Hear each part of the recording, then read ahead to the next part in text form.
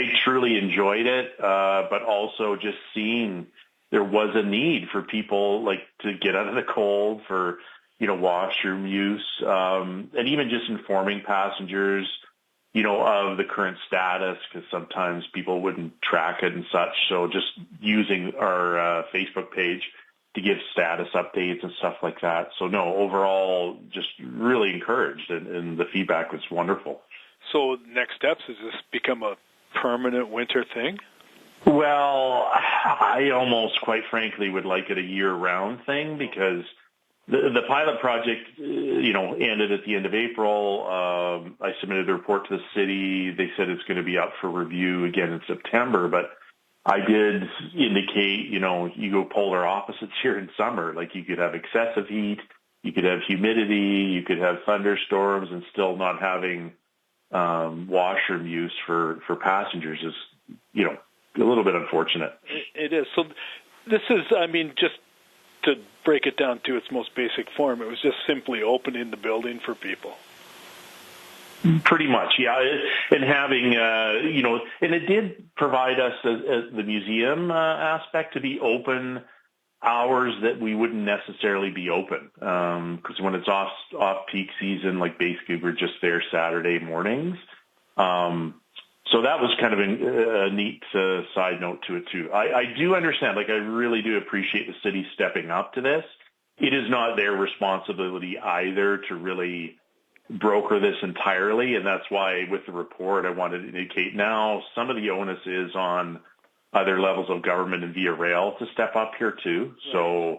So trying to make that clear. So you just demonstrated a need and giving everybody else an opportunity to address that need, I guess. Yeah. So I did meet in person with a via rail executive in January. Sorry, I got the phone going off here. That's okay. So he came out from Montreal to discuss the situation, both currently on the ground and going forward, the visions that I have. So I found that very encouraging. So I have a contact. I sent it to him. Haven't heard back as of yet either. I just really feel, given the parkland, I looked at 2021 stats, and you're looking at 42,000 approximately people, and there's really little advertising that goes, there's so many people. It's partially educational as well, indicating it as an option. It's very inexpensive. There are some shortcomings with reliability that they would have to address in the future as well. But that's been a symptom of railroads since the beginning, really, right? Well, it's just purely the age of the equipment right now, and some of the struggles with, because right now, trains weren't coming from Churchill because they had excessive snow and snow drift. I didn't even hear about this, but that was the update from, the Hudson Bay Railway.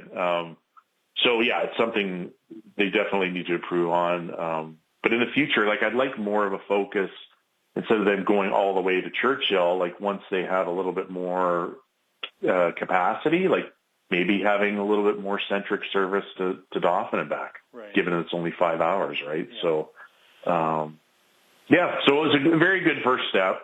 Okay. We'll see where it goes. So it comes down to money?